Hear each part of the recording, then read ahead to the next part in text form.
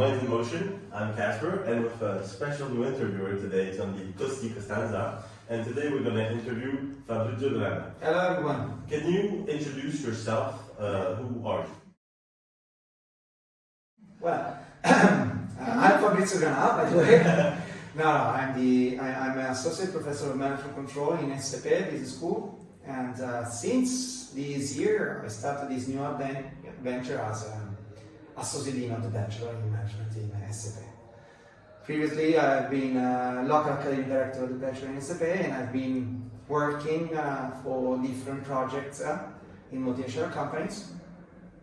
And my academic career has been I started in 2012, and I've been moving around UK and Europe in different business schools. That's me as a profession. Okay, well that's very interesting. I think the first question personally I have in mind is, you say local academic director, dean. What does all that mean concretely? Like, what are your responsibilities and your goals? Okay, that's a very good question. If you can tell us. Yes, sir, I can. So generally speaking, the dean of the bachelor at the federal level needs to be sure that the program runs well across the different campuses, and is responsible. I'm responsible from an academic point of view, because the bachelor in management has two heads, two dean. Okay. One is for the academic part, that's me, and the other one for students' experience or students' request, which is Marion Le Parmentier. So we are two working on the bachelor. Of course, we interact every day, we talk every day. So my role as an academic director is to be sure that the curriculum reflects the culture of the school, Okay. and the expectation of the students. And if there is any modification to make year by year, I consult with a board of local academic director in order to improve it. What is the difference between the academic director or the dean of the bachelor and the local academic director is the local academic director is responsible for the management of the campus. So be sure that there are no problems in terms of delivery of the lectures. Hire the professor if necessary. So if there are some courses who need some adjunct professors to hire, or request other staff in the campus to get prepared for those courses, and manage the schedule of the different lectures with the program officers. Who does really the selection of the professors? Well, that's another good question. So there are two ways. If you are staffed in SAP, you are recruited by your department. So I am associate professor of management control because I'm part of the management control department. Right.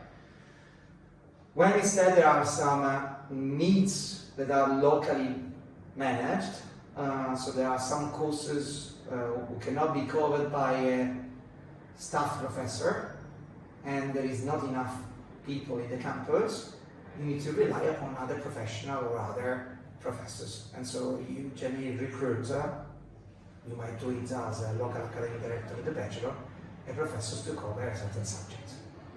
Okay, well, that's quite interesting. Well, first of all, before we continue going into more of the details about all of this, Why? More details on that? no, in general, also about ESCC. No, we want to do you like football? absolutely, yes. Every person says yes. No, of course, it's football. Yeah, I mean, it's someone says that football in Italy is like a religion. Yeah. So, no, also, Let's pretend. also, this is an extreme. Let's say for my generation, which I'm a millennial, football was really important. So it was a main sport played by male and female at that time. Of course, mainly males, the main sport, and if you main sport, I mean, it's easy to find girls and boys playing together, but before it wasn't.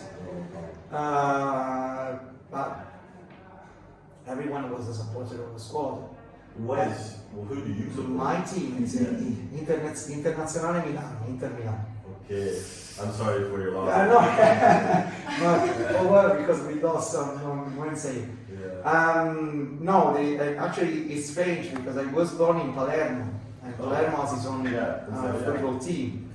But at that time it wasn't in Serie A, so I was playing for the lower division, and so Ronaldo, number 9, was playing at that time, and that's why I became a supporter of Inter Milan. It's so funny because we ask these football questions with also previous guests, and we always come to about the same topics and about the same clubs they support, or so or not. It's something that comes up quite regularly, which we wouldn't expect. Well, in football, there's this massive questions, especially for us Gen Zers. Growing up, we've seen 2 greats in our era, and what we want to know, what the people want to know. Messi or Ronaldo? Oh. This will divide. Well, That's an easy one. it's a very divisive question. It's like a poll, yes or no. I'm not a Cristiano Ronaldo fan, so I'm more for Messi. That's good. If Antonio was here, he wouldn't be sick anymore. He'll up in I was arms. going to say, hopefully, Exactly. But because to be fair, I do not know very well both of them, but I do not like Cristiano Ronaldo that much as a person, considering the reaction he had in the past. He's a top player. Yeah. Of course, he's one of the best in the world, if not the best in the world, together with Messi. But if I have to choose between the two, I would go for Messi. Because that's. I don't need to argue for me. I'm totally. No, but if I have to say which is the best player in the world for me, and is the one who I like the most, is Luis Nazario da Lima Ronaldo, the first Ronaldo. That probably you never saw playing. Yeah. Pitch. Yeah. It's only about highlights and old people talking. Yeah. So the Brazilian one. Exactly. Yeah. Tamil talked about. Tamil said Messi is not even in my top 5. So maybe if you have a little. Yeah, I cannot mention he's in the top 3, but for me Ronaldo, the Brazilian, is the first one. Okay.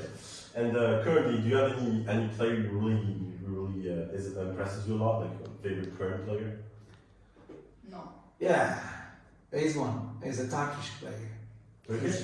Chana. Chana. Now that he's a defensive playing midfield. Yeah. Okay. So I like this kind of group where he's a sort of a manager of the squad now. Yeah. He's a leader. He's not the captain, but he's a leader. He's the one who serve the other players, and he's the key focus of the. He's a midfielder, so he's a key focus of the squad, and I like this kind of players. If I have to go back in the past and select one of the top 3 players I like, Andrea Pirlo is one of those. Again, we have Pirlo again. I mean, yeah, quite a similar. Yeah, let's talk about Pirlo. Quite a similar role, I guess, with also Channel Blue now. It's like it's a very similar role like a Cancello. Well, that's pretty funny that you like this sort of position of like deep playing midfielder, sort of giving the assists here and there, because I feel like it's kind of like representative of your career. What exactly is your background before coming to ACP? Like, what exactly did you do since 2012? From an academic point of view, or from both? Both, yeah. Now, I mean, I like this job because as a job of a professor, because it gives you lots of flexibility. Although you are an employee, but it gives you lots of flexibility in terms of the topic you want to work on. So nobody tell me what kind of research should I do. Okay. So I worked for marketing department for a while before joining the academic career, but it wasn't for me. You told us once. It wasn't for me because I was sitting on the same desk, doing the same task every day, and I was in a big company like L'Oréal and Lancôme in particular. But I realized it wasn't my job position. I didn't want to be there for 40 years in my life. So I took advantage of a proposal made by my thesis professor in University of Siena, where I got my master's degree. And he was going to Ireland, and he told me, look, there are some PhD position for a doctorate. If you want to apply, go for it, because I think you might fit this position. So I wasn't married at the time. I wasn't neither engaged, but I had a girlfriend for long. It was a tough decision because it meant to be a distance for a while. But at the end, I proceeded with my decision. I thought that it was the moment to bet on a certain career path. And I remain astonished by the role of the professor, but also the researcher. So I've been working for more than 12 different projects in multinational companies, moving from bank to hospitality, health and safety. Because of a research project, I went through a surgery. So not for me. So I was monitoring the performance of the patients when you get into the hospital and when you leave. So I was there attending the surgery of the person at that moment. All of this was for research. For research, yeah. Monitoring the performance of the doctors and how long did it take, what was the quality perceived by the patients at the end. So it was very interesting. So hospital, hospital, banks, and now recently I think it's one of the most exciting projects I'm working upon, which refer to space satellites and projects, and now the data coming from satellites affect our life as citizens. And so what is the impact of data coming from satellites? And this is the flexibility that a job like a professor or a researcher, generally speaking, give you. And then I like being in front of other people. So human beings. Managing the class and talking in front of the class. So the teaching side is also a part of this job that I like very much. Which at the beginning I thought it was the main job of the professor, but at the end I did realize. It's kind of like, yes, as students we think of the professors, they teach. And so when I was a student like you, I thought the professor was only a teacher. You know? So easy, so little classes, it's fine. Yeah. That's it. So boring. But it's 1/3 of the different responsibilities that we have, and is the one who is evaluated the least. So you are very evaluated according to the research we publish, and then if you have a responsibility like I have as director or academic director of the bachelor, you are also evaluated according to the evolution of the program and whether it continues growing or not. Well, I think that's quite interesting because it's something that a lot of professors have told us, and something that personally I did not expect at all. is this whole like iceberg, of like work, and when you hear about what everybody does differently, like the professors, it's super intriguing, and sometimes it's also very different than we learn. As we know you firstly as an accounting professor for us. For the ESCP for the Turin campus as local director, what is sort of your goals for this academic year? Or just long term? And also, potentially like long term. Now, I'm proud to be the director of a program which in the last, it was born in 2015. And there were 45 students only. And since 2015, this program has been growing by 57 times. Yeah. And I'm proud of the capacity of our team, which also the one that were before me, in doing their best, working on this program in order to be among the excellence. So, being a new program in 2015 and now becoming the first in France required a huge job by everyone. So the objective from me is to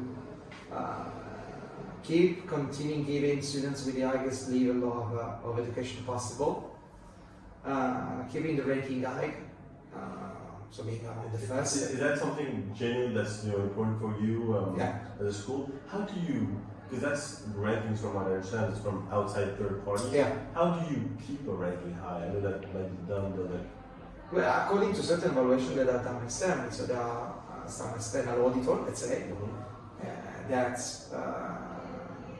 evaluates the quality of the program, the learning objectives, and also the satisfaction of both professors and students.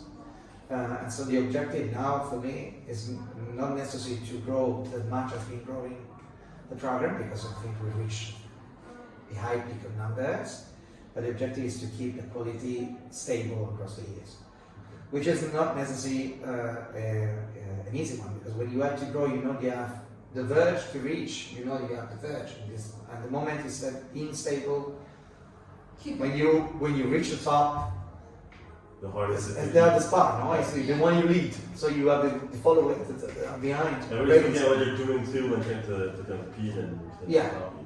So at the moment we are comparing our bachelor program with others, understanding what are the strengths and opportunities.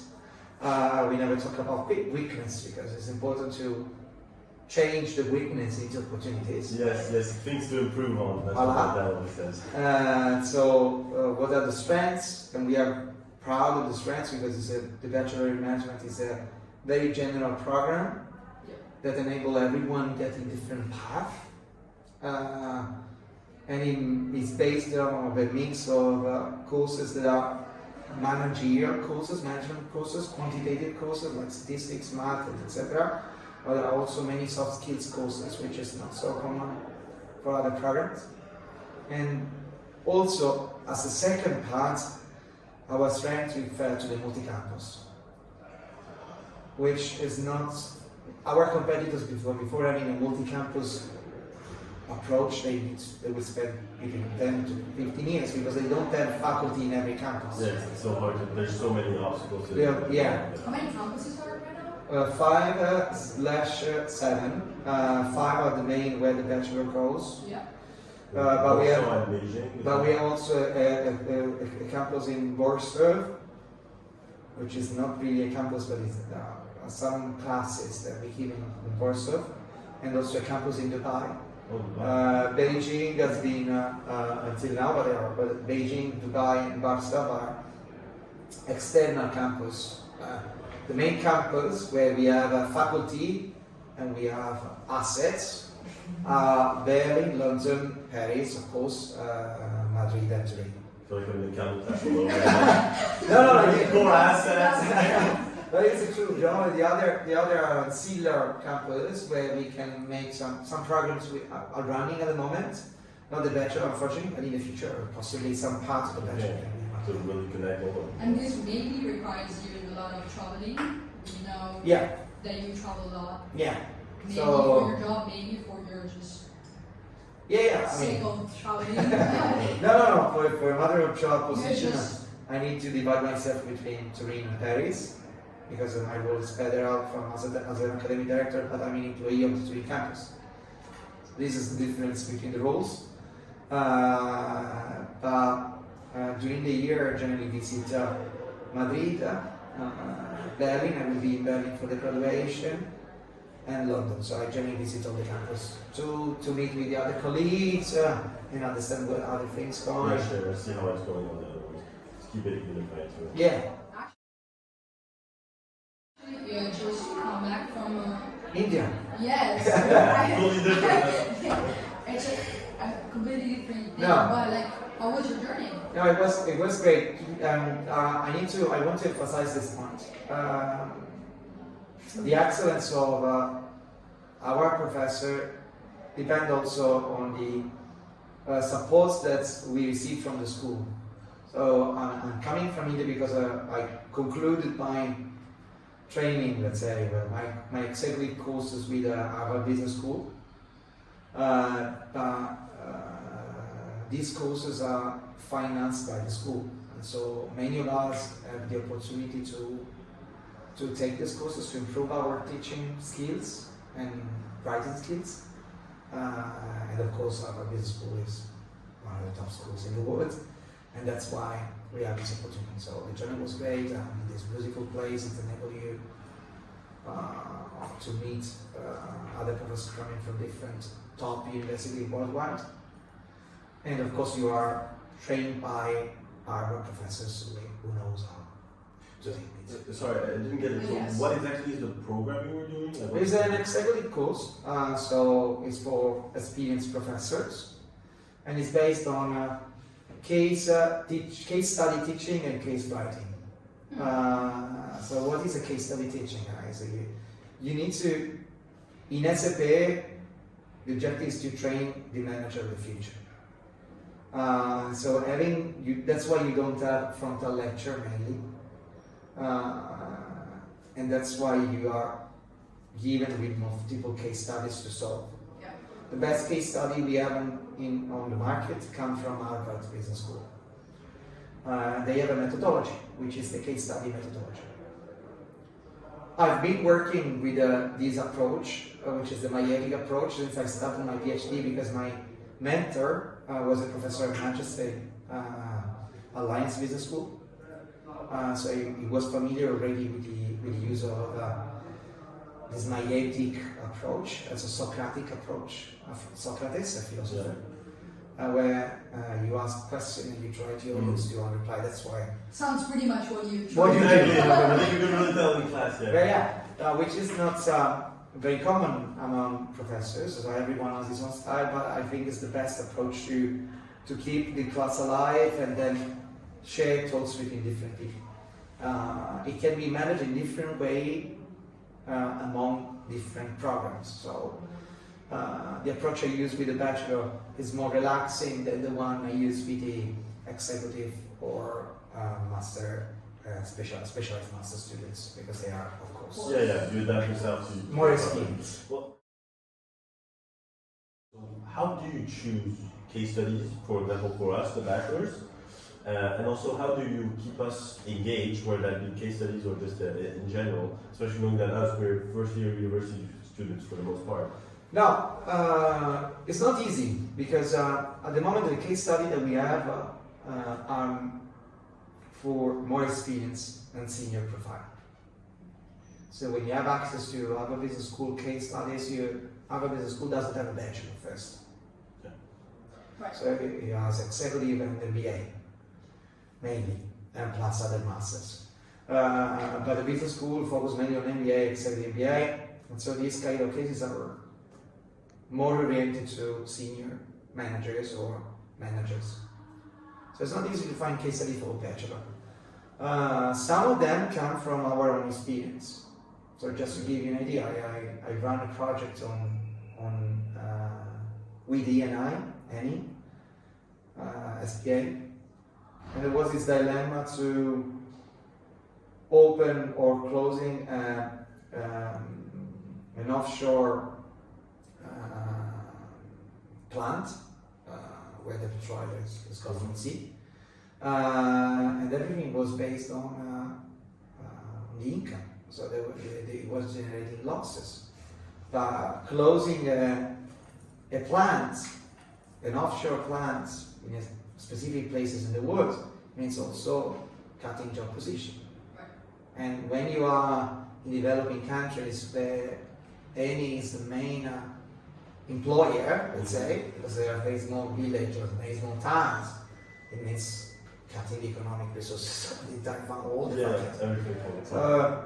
This case study is interesting to teach, so I create my own in this case, because you not only have the financial parts, but sometimes when you take a decision, you need to make a balance between the losses generated, if there are some losses, but what are the effects of closing a plant on the economic, social side of the environment where this plant works, and then not only from an accounting point of view, but also what are the impacts on the local. Yeah, I feel like it's quite similar to the case study we learned about recently, and we talked about the follow-up today, with the chief financial officer becoming the president. Purely, put it on the financials, whereas there's other objective that she couldn't, she didn't take into consideration. So if I can conclude on this point, the case study I choose generally for the bachelor are the one who are we have a dilemma where there's a problem to solve, but it's not too complex because otherwise it might be difficult for the students to get in depth into certain technicalities. Some of the case studies you have been managing are case studies developed, written by us as professors of the course. From your own experience, or own experience, or all that are available. So I guess from my understanding is to have like a simple thought process at first, with not too much nuance, and then once you get the hang of it, you slowly sort of trickle in more and more nuance to see where the little friends. Yeah. The key, what makes a case study attractive is a dilemma. Every case study has a dilemma to solve, a problem to solve. Sometimes it's never black or white.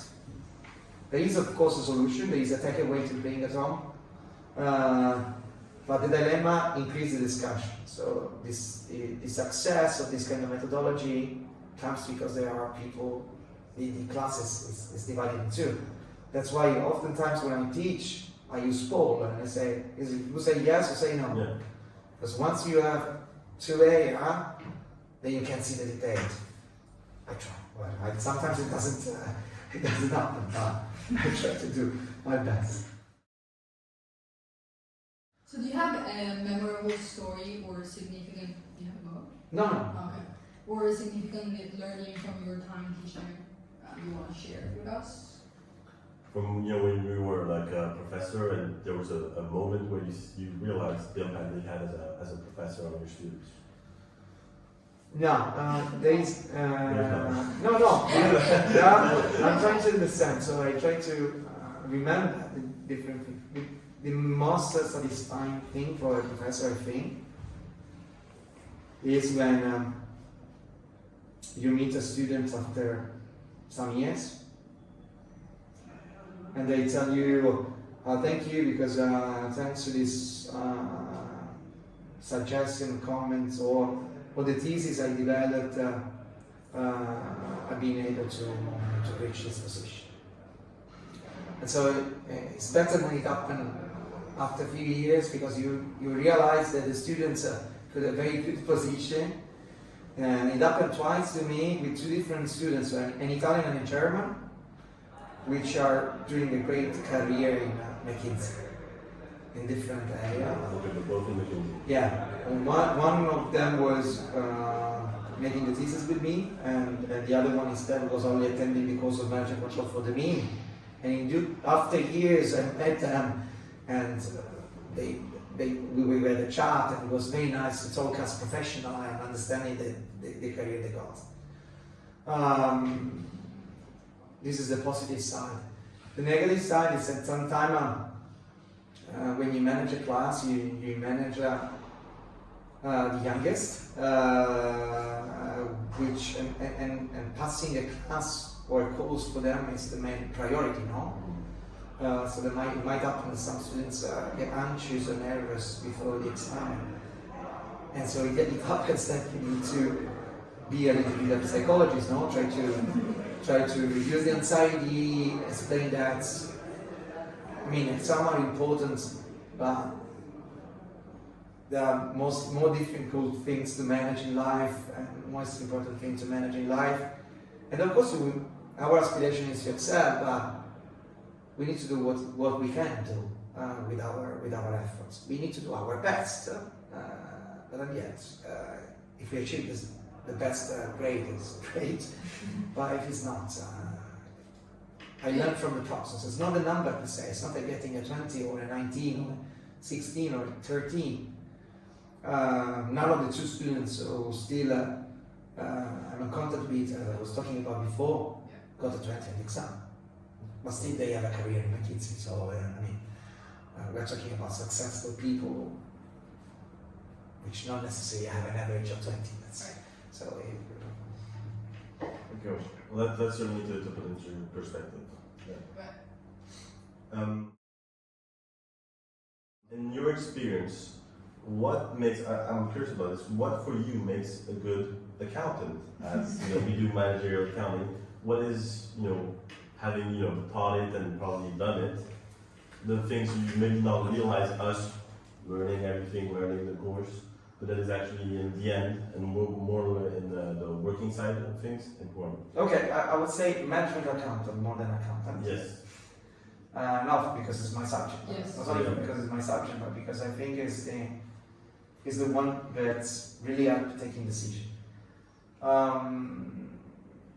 So, as in many things, not only as a managing accountant, the first thing you need to learn is to understand the situation and adapt eventually quickly. Okay. So yeah. So depending on the KPIs you look at, if there is any discrepancy which is relevant, you need to take some corrective action, and this means adapting to the situation. So the most successful management accountant should be able not only to provide the right information to the decision makers, which is generally the CEO or the CFO, but also the one who is able to move the boat following the right wind when it's needed. Which doesn't mean being profitable as much as you can. It might mean improving the resources you need for the change in the process of production, or investing more in innovation. Of course, you need to have the approval of the CFO, but if you explain that there is a trend of 5 years that will bring in 5 years better profit than what you have now, this give important information to the top management. So this is the role of the management accountant to me, and what should he or she should do in order to be successful. Then the business is managed by top managers. So a management accountant can succeed or not, providing the right information depending on what the top management has in mind. So if the top management is flexible enough, then there might be some new creative ideas and new opportunities to grow. If you do not show this kind of flexibility, everything is centralized, it can be more difficult. Okay. So what kind of advice would you give to students like us aspiring to become maybe business leaders in the future, or entrepreneurs, or whatever? Don't focus too much on the role you aspire to have. Yeah. Actually, try to understand the different roles within the business, and then if you understand your expertise are better for a certain function or another, be flexible enough to move from one function to another. Because when I was younger like you, I thought that marketing was my life. And then? And I realized it wasn't. I never expected to do accounting. And then I realized it was my job. So if I need to learn from my experiences, of course we have a dream. Or not? Some of you have a dream. Yeah. You will have a dream. But the dream should not be focused only on one thing. No? So how should it be focused on? Because personally for me, I have a dream, and I guess it kind of naturally fell down to a specific role or a specific industry. So how to have a good dream in a sense? How to find the right questions to ask yourself. Try. Which I think is the most difficult thing. Try. Always. Wisely, yeah? I'm not saying try everything. Just YOLO. Whatever. Wisely. So, what I would suggest to myself I'm 20 years old, I would say look at yourself more in front of the mirror, trying to understand better what are the qualities and strengths and the opportunities you have. This doesn't mean that I don't do it now. So I didn't do it before. But probably when I chose that job role, I wasn't, myself wasn't fitting for it. No? Yeah. I should have looked at something else. Yeah. So it's better to understand yourself before sending curriculum randomly. And what happened to me also is funny, because I did all this selection for Procter & Gamble before reaching L'Oreal. And L'Oreal for me was it wasn't the place where it was a second choice. So I went to L'Oreal. I did the interview like kind of fast or yeah, whatever. whatever it happened. Yeah. And then he went through. Procter & Gamble, where I was among the few reaching the end, but I probably made a mistake. But I didn't understand at the time. So it's better that you understand yourself first, guys. If you try to try to know yourself a little bit more. You can do it on your own. You can do it with your peers. You can do it with someone more experienced, and then eventually you choose among a selection. Okay, among the selection of what you've tried, you can actually sort of understand where your role is. And I learned a lot, by the way, from the experience in L'Oreal, because I was in a function where I saw the intersection between different departments. So I was in the trade marketing, which is not marketing, it's not sales, it's not logistics. So I was in the middle. You were, okay. So I could You see saw the different. all the things. So you just said an accountant, which is even different than that. I was doing a bit of accounting because it was my responsibility to talk with the sales department, sales people, and telling them how many units of product were missing in one shop or another, and so whether they should boost or not the sales in one location or another. So it was a bit of accounting. Yeah. I guess That's it. And the other thing is that, guys, your dream job is not only in the big corporation. Maybe working for a small, medium enterprises can give you a more open mind. Right. So it's better to do more things in one small company than doing one thing only in a big company. Because if that thing you do, you don't like it at all, you get frustrated very soon. And also, I guess you're very specialized, so it's harder to then tend to switch off because you're on this one specific precise market or whatever, whether it's small and medium enterprise, you're touching more things. That's interesting and something that actually a lot of professors personally have told me. And also I think it's really relevant because a lot of people currently here in the first year, our goals are kind of set on what we know, the big corporations, the big names, and as a first idea. I think it's something that most people will go through in their life if they do end up in those big corporations. Like your story, I feel like it's very common to then switch off and to even switch off in small medium enterprises. Well, anyways, I think that's about all for the time, and I hope you had a good interview. I enjoyed it very much. So thank you so much for the interview. I hope, guys, you will learn, or you can get some suggestions that are useful for your life. And please contact me anytime if you need any help or suggestion. Okay, well, thank you. Grazie. Thank you so much.